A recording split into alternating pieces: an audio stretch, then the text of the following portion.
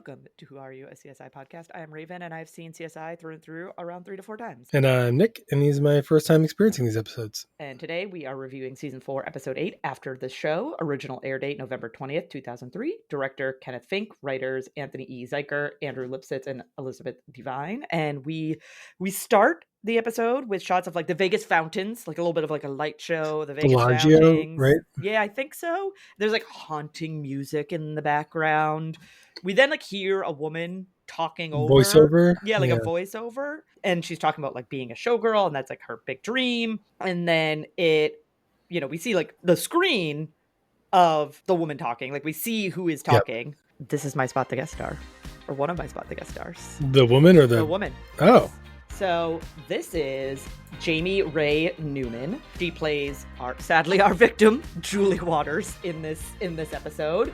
And I know her from a sci-fi show called Eureka, where she plays Tess Fontana.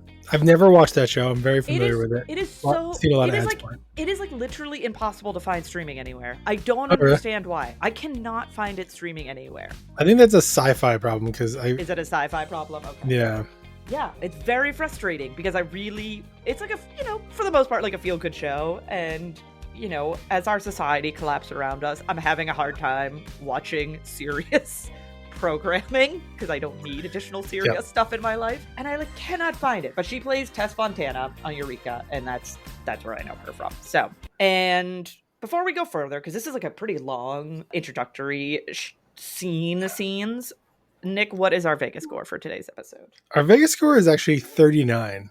Okay. But that's because this opening scene is 25 seconds of it is a Bellagio opening fountain. Scene. Yes. Yeah, before I'm not counting like when we get to the TV and and the next character. Yeah. I'm just counting there, and then there's a couple interlace scenes. And so, but that the weight of that Vegas score is being carried by that opening scene. Yeah. It's like really long. I literally was like counting, and then I had to just stop and look to see what the runtime was to figure out how many seconds.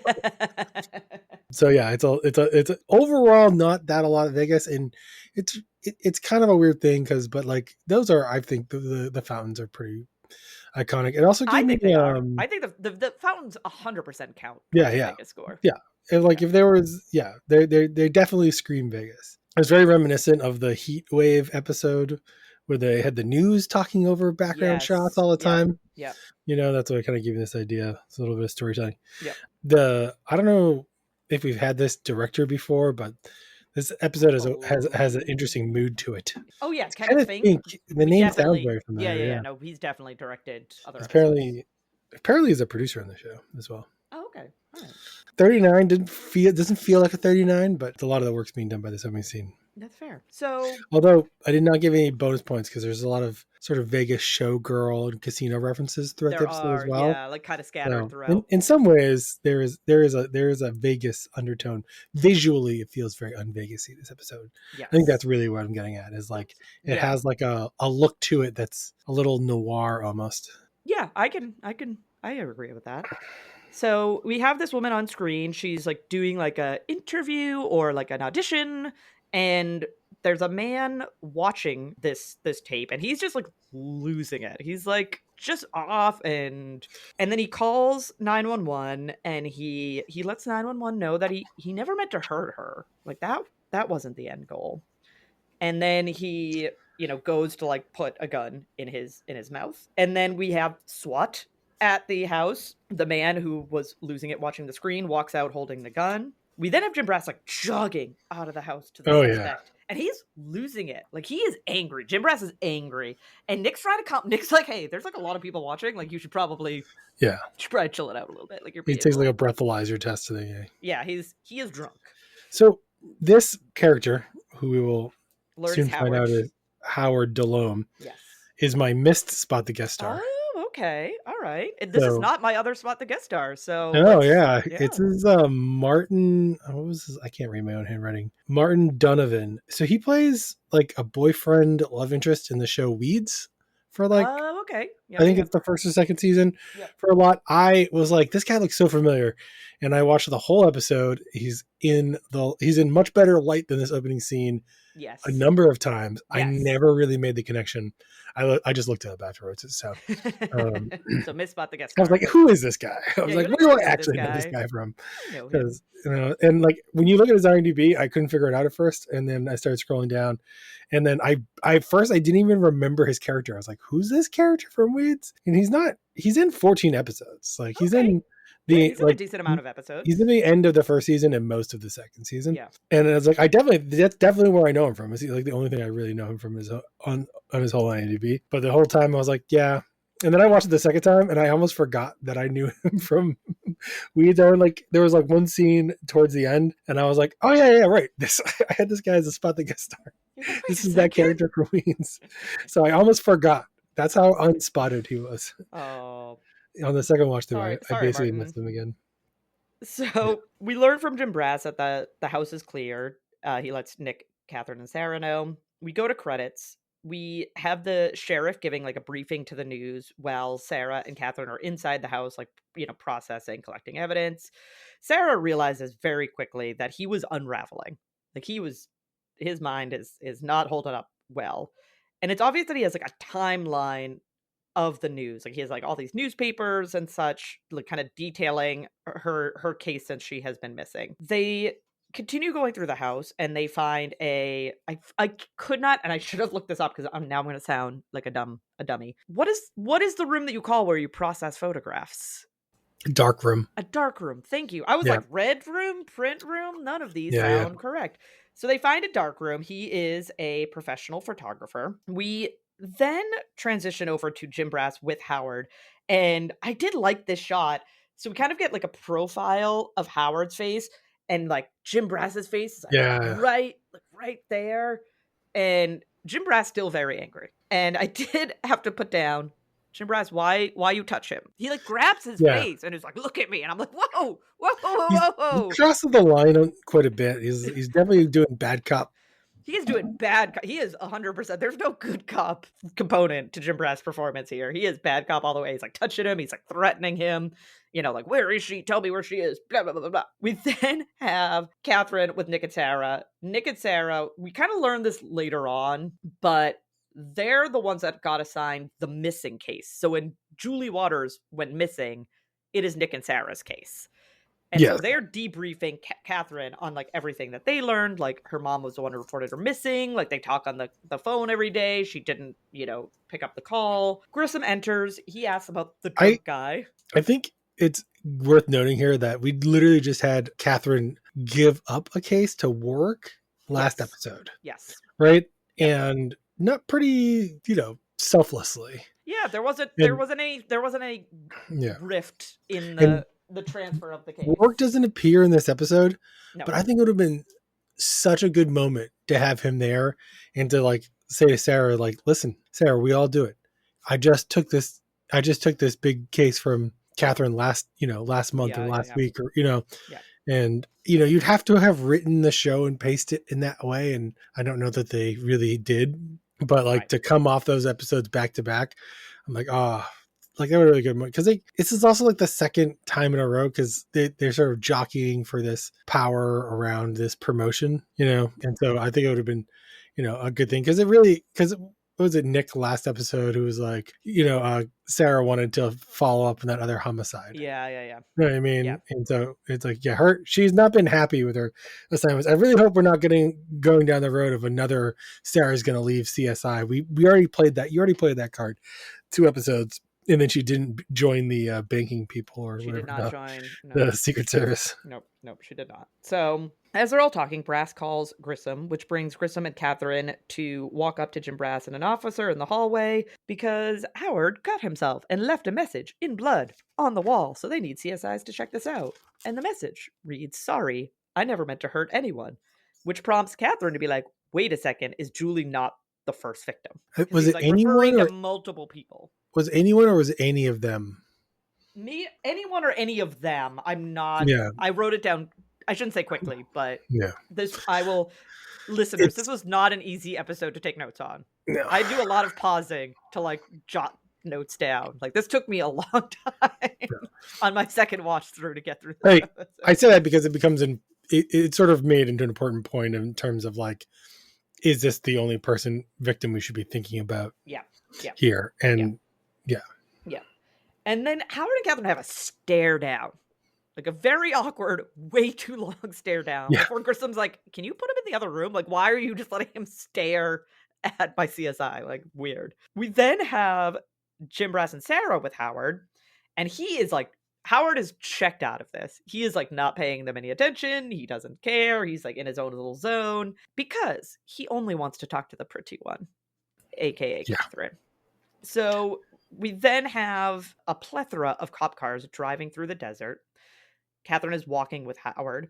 He is obviously enamored by her. Like he wants her to remove like her sunglasses and hat. He thinks she walks like a dancer. You know, he just keeps like making all these comments. She's being a professional. We see a bunch of like teams searching the area because this is where he's claiming Julie is. Sarah then has like a sunset chat with Grissom.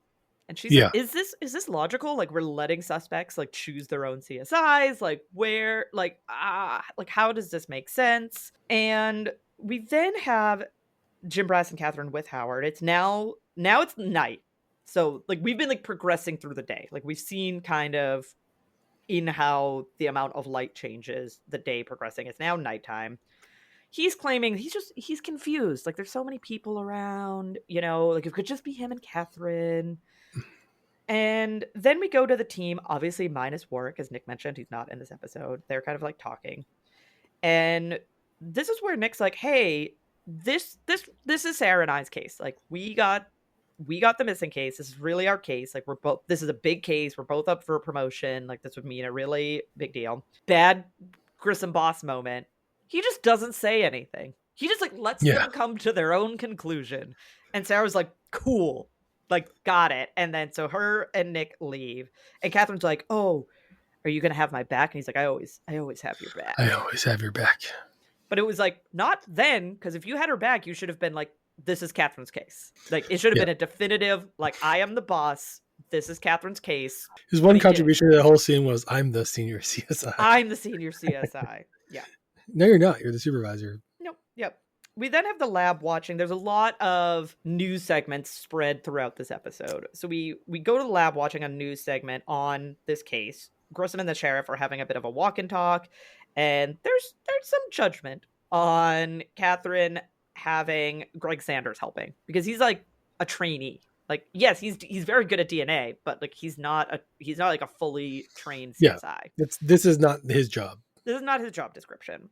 So then Catherine is with Greg Sanders. They're going through the receipts. And, you know, Greg Sanders wants to learn. They talk about the Sam Braun case. And he's kind of like, oh, so that's why I'm here? Because I, like, didn't rat you out for the Sam Braun case. She's like, no, look, you're here because, you know, you want to learn and blah, blah, blah.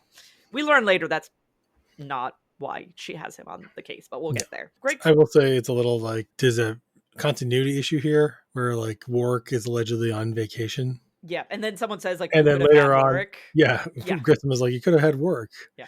Like, oh. I'll point out another, what I think is an incongruity as well. I'll see if, like, you agree with me. I put down a question mark, like, did I miss this twice when I watched this episode? But Greg Sanders finds a receipt from a big snacks, which will come up later.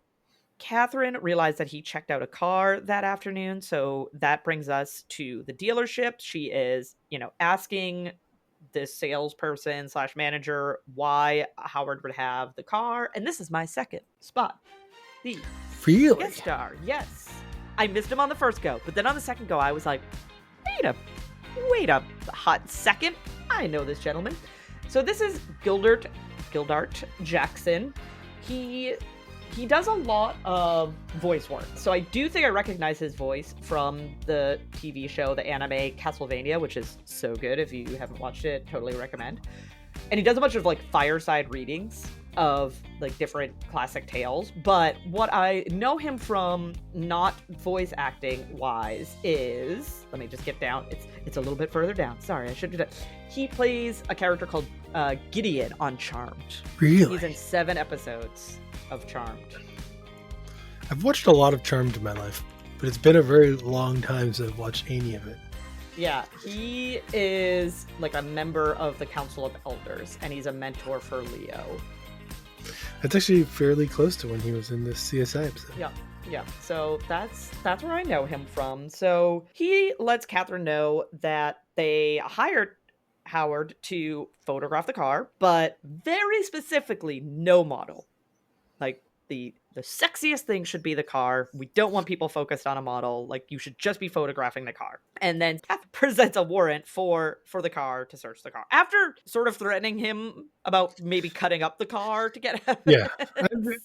Well, he was being a real He was being a jerk. He was being tool like a to her, so pretentious she was like just being a tool, you know. yeah. And she So didn't, as far as we know, do any of that. So yeah. So Catherine then is inspecting the car. She finds a hair. She swipes. I put finds blood question mark because they don't okay, clarify. they don't it. show. They just no. She just swipes something and then sprays Yeah, it and then like she backs it up. refers to it later, I think, as blood. I think she The does. That's episode. why I was Yeah, like okay. blood question mark. I feel And like she. they didn't do a good job like letting you know what was happening there. I agree. Which is later. Yeah. Yeah. And so then Catherine gives these samples to Greg Sanders for a DNA comparison. We then have a scene with Sarah and Nick. Sarah again is like the angry one. She like can't believe that they're like letting this happen and they gave the case to Catherine. Nick is kind of like, no, like we just gotta help out, right? Like we all have a common goal. But he doesn't like overtly let it show, but he's definitely bothered when he learns that Greg Sanders is the one helping her. Like he's like, what? Like she has Yeah. Greg Sanders like on this case? Like what are you talking about? We then have Catherine watching the audition of Julie. Grissom enters. And Catherine's like, there's nothing on these tape. And they're talking about Greg Sanders though. And this is where she admits that she has Greg Sanders on the case because she needs someone without an agenda. Yeah. She's like, I need a agendaless person on this case. Like, so Greg this is Sanders not about is it. making your career. This is about solving the crime. Yeah. So then we have Sarah and Nick going over missing cases, and one of the cases is a model. And as they're like looking through her file, Howard was one of the photographers on her list. So then Sarah and Nick are on a computer. Catherine enters. They both give her the cold shoulder. She's like, "Oh hey, what's going on?" And they're just like, "But they." You tell me, it's your case. Yeah, but they That's what they push. say. And Catherine's explaining that by looking at the odometer on the car, that Howard drove it for, I think it was about 133 miles. And Sarah's asking a very pertinent question of like, okay, if he took her out there to take photos, where are the photos? Like, Yeah. he's claiming he took like rolls of photos of her. Where are these? A little photos? foreshadowing, but Little foreshadowing. Greg Sanders enters. The DNA matches. So the DNA pulled from the car matches the sample that they have for Julie. And also he learned that on the receipt there was like a home item. Like there's like a very generic household line. item, $9.99. And come to find out, it's a shovel. A very cheap shovel. Yeah. A very cheap. That is not what shovels cost. Shovels cost. I don't think they cost that much in 2003 or 4. Maybe not.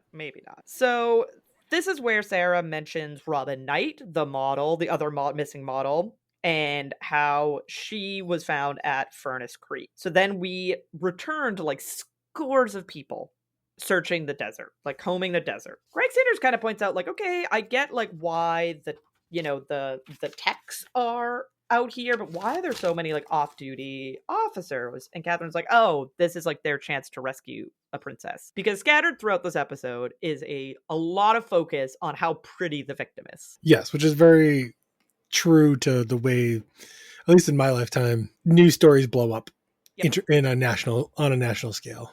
Yeah, I was gonna this is actually a good spot to bring it up. I was gonna bring this up. I just watched the Gabby Petito documentary on Netflix. Yeah. And I feel like they should have spent more time on it, but they did spend time on how much attention Gabby Petito, like how much attention her case got, given that she was like a young, pretty, white, blonde woman versus like women of color. Yeah. There was a lot of that conversation going on at the time. Yes. Too, yeah, they like mentioned on the that. internet and Twitter. Yeah. And so this is what have you.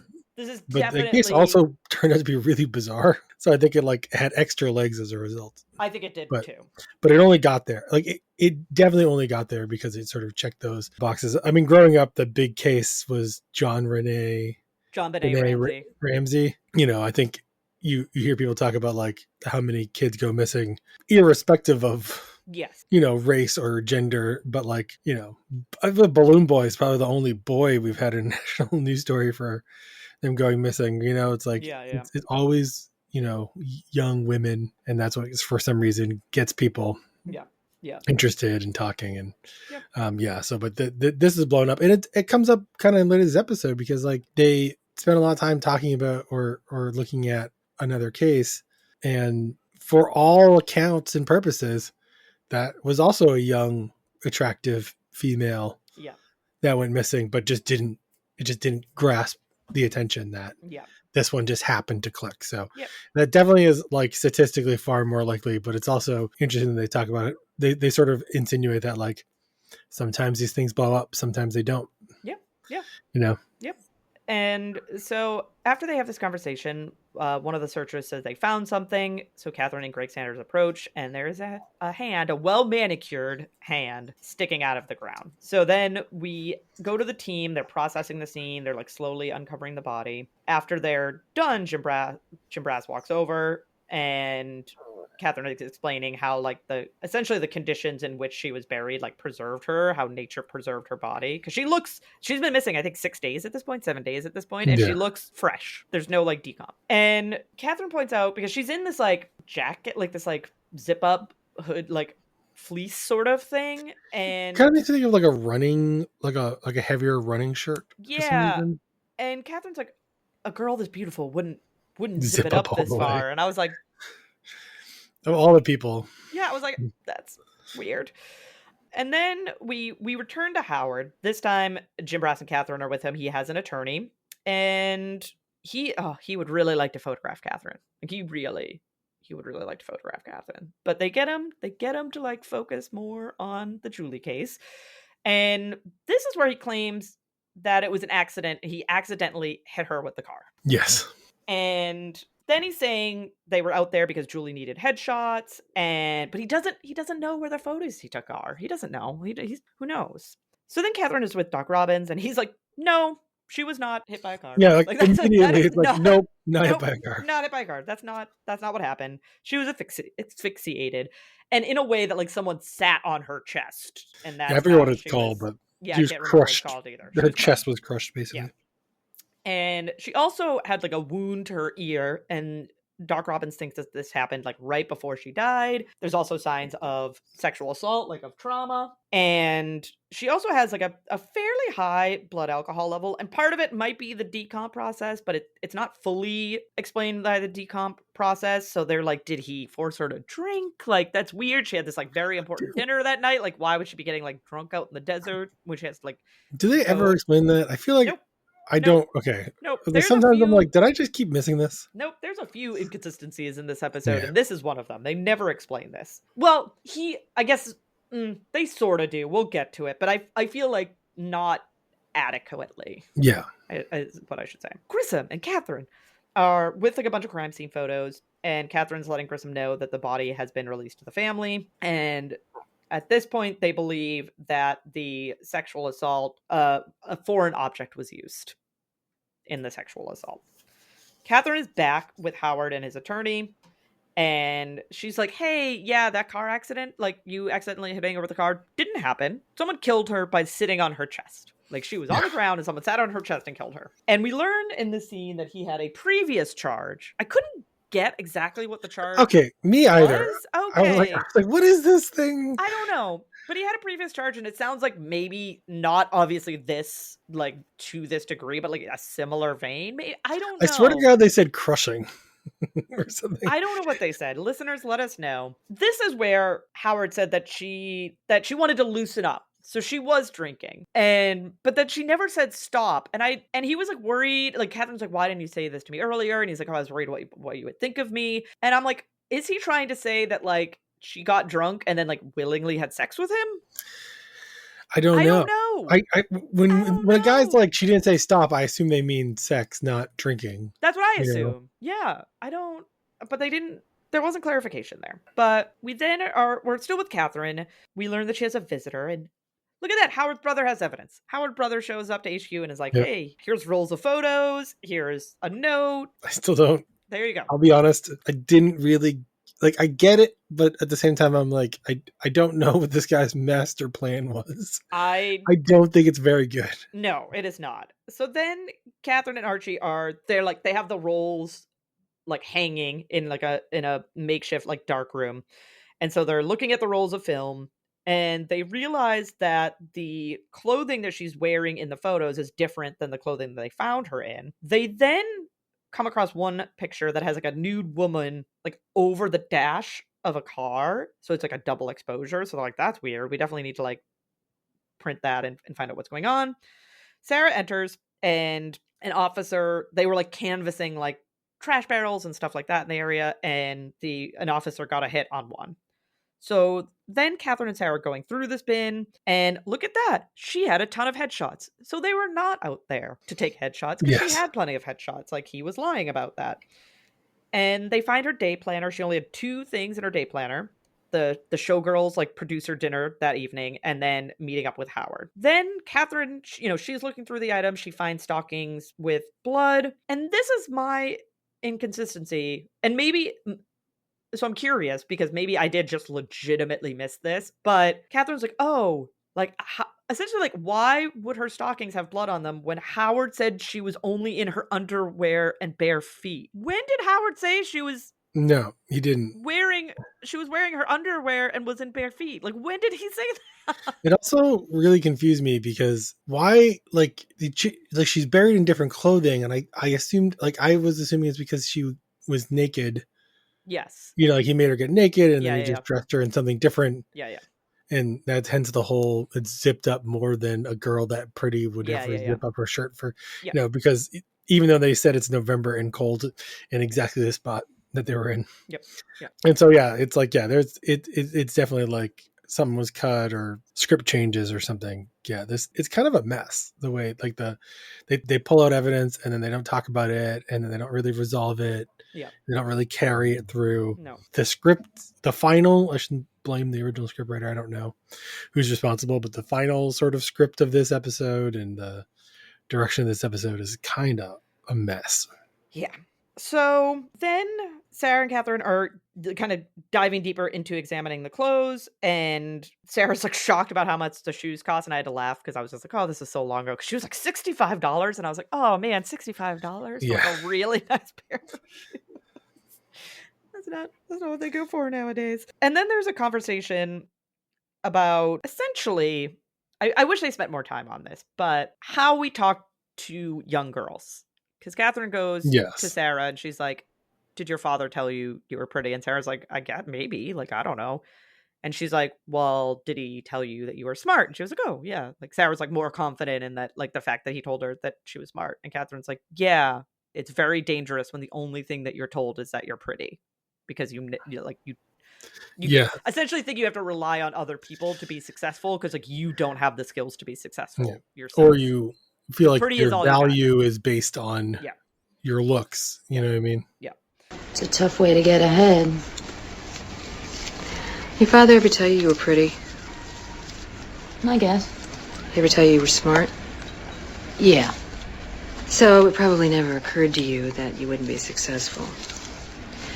If all you ever hear is that you're gorgeous, you can let everything else fall away and leave you in a very dangerous place. And then Catherine does a blood experiment, which I feel doesn't match up to what happened. So essentially she's trying to like determine like if she was bleeding from her ear, like where it would fall on the stockings. I feel like Catherine holds the dropper. I feel like Catherine holds the dropper way far away. 3 feet from her head. Yes. I was like, what are you doing? This doesn't make any sense. But they also match up the blood, like how the blood would have happened. If you drop blood out of a dropper in a windowless like lab, we know where the blood's going. Straight down. Yeah. And if it's going anywhere else, it's because you're holding your dropper at a weird angle for some reason. For a super weird angle. It's like, why you got a dummy, put a dress on it, put some slacks on it, and drop some blood at the ear and see what happens. Yeah. This was I was like, I don't think you're going to present this in court because I don't feel like this is like court level experimentation. It's like one of our only like evidence things they do this whole episode too, and it's not good. It's not good. So then Archie and Nick are going over, they process the film, so they're going over the film on the computer, and Nick is like, hey, can you, they're on the double exposed image, the image of like a naked woman over the dash. They separate it out, and then they compare the dash, like the odometer, to the car, like the one that he rented out or was given to photograph. Different cars, not the same car. Which they also never really. I mean, again, They do they sort don't of go over explain it. They just sort of like move past it and Yeah. like, oh, because it's they're just like it ends up being not her, not the same car is Yep. what they say. Yeah. But then it'll be like, well, who's that person? Who's that car? There was another case. They were like, maybe he murdered this other person. Yeah. What if this is evidence that he murdered that other person? Yeah. Yeah. You know, like they don't even follow that up. I don't know. It just felt like I was like, I had trouble understanding like why they were talking. Like I had trouble understanding why they would just move on from stuff this episode. Yeah.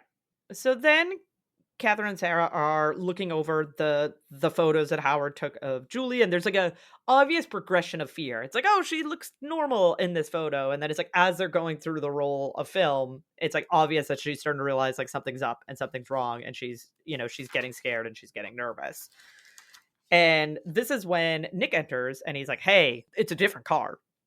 And so the team realizes, they're looking at the photos together, that the odometers don't match. And Sarah's like, if those don't match, is this a different girl? Like, is this not Julie? Is this a different girl that he took photographs of? And Catherine wants to compare, the photos they took of Julie in autopsy to the photo, and like essentially kicks Nick and Sarah out. Like, go take a break, guys. And Sarah's kind of like, what? Like, kind of like, all right. And they do leave, but she's obviously like not happy about it. So then we have what I feel like is a way, especially when I feel like there was other things not explained in this episode, way too much time spent with Sarah scrolling through autopsy photos. Yeah, they spend a long time like looking at these autopsy photos, showing the audience the thing that they said they didn't want to show the whole lab.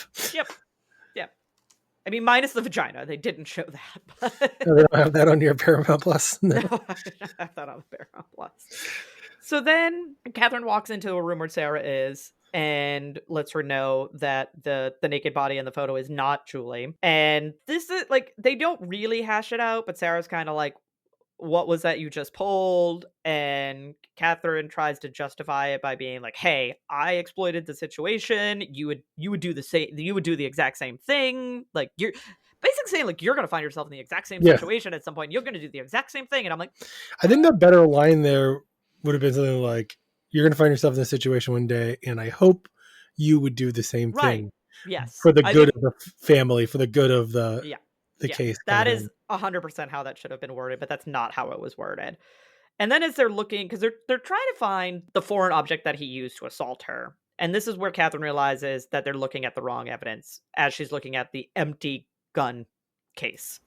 Yeah. So then we have Catherine processing the gun, because that's what he was originally arrested on, was these like gun possession charges. Which is a really weird thing to say, because they just showed up at his house because he said he, weird Never thing. meant to hurt her. They clearly showed up with the intention of thinking it was related to her, especially based on Brass's reaction. Yeah. So yeah, they arrested him because he had a gun, but only after they told him to walk out of his house after surrounding with SWAT. That's not what they were there to arrest him for. No, it was kind of a weird thing. There's just a way for them to bring that piece of evidence back around. I agree.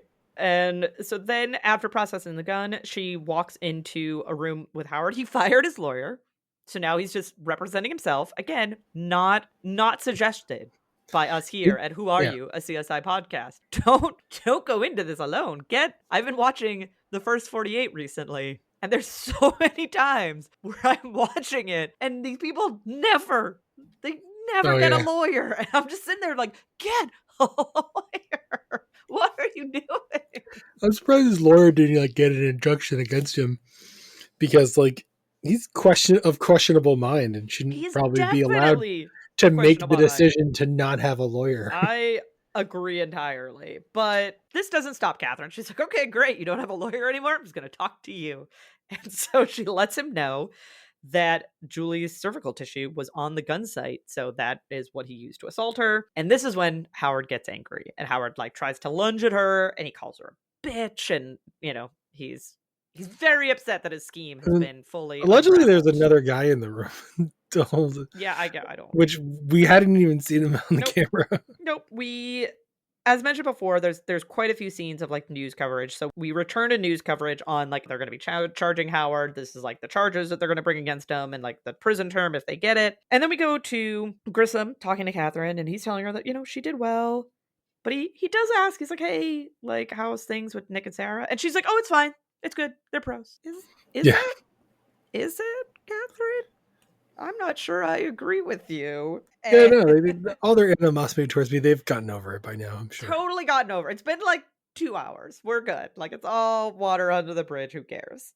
And they again sort of kind of bring up this idea of media as a moral conscience, because this case got so much attention, and they think the reason that he unraveled versus the other victim was that there wasn't this media coverage on the first victim, on Robin Knight, I believe is her name. And with Julie, the media like picked it up, and she was like the sweetheart, and she was gorgeous, and they just kept talking about her, and he just couldn't escape her. It was like he killed her, and then I think he thinks he was guilt. Like, the idea is like he's riddled with guilt because he just keeps hearing about her and regrets instead of just moving past it in front of being able to or just move something. on from it. Which, I'll be honest, I think we're giving the media too much credit here. I think we're giving the media a little bit too much credit here. And we end the episode with the more of the audition from Julie, like her tape, and about how her father says like everyone loves her and she agrees. That was also a little weird. Yeah. That was a weird thing to be like, yep, everyone loves me. Totally get it. And I'm like, does everybody love you? A little vanity moment. I don't know. A little bit, but whatever. But, we're not here to Also, why are they still watching these tapes? I have no idea why they're watching these tapes. They've clearly seen them all. There's nothing on them. The case is functionally solved. Yeah, no, I have no idea. But that is the end of the episode. So, Nick, what did you think about today's episode? I gave today's episode a 1. Whoa! I originally gave it a 1.5, and then on the rewatch, I downgraded it to a 1. I gave it a skip. It was painful to watch a second time. It was a rough second watch. How this episode was shot. I didn't really like the storyline. I don't really think there was much in there. Even the character storylines, like I didn't like it. I didn't like the way the characters were acting. They just seemed whiny and crazy, and I was like, this is airplane level episode. I was like, I hope this is the worst episode of the season. And I was like, I was at the last moment, I was like, you know what? I don't want to have to watch this episode ever again. Oh no! I would skip this episode if I was watching this season, the show through a third time. And so I was like, I don't know. I mean, there's still room for a half. Don't get me wrong. Yeah. But I downgraded from a 1.5 to a 1 on the second watch. Wow. So I don't blame you at all, and I can appreciate where you're coming from. I gave it a 2 out of 5, but a lot of that is, and maybe this isn't fair, but this is just how I'm rating it, is the potential that the episode had. Oh yeah. Like there was a lot of things in this episode that usually I like, which I think bumped up the score, but they didn't do it well.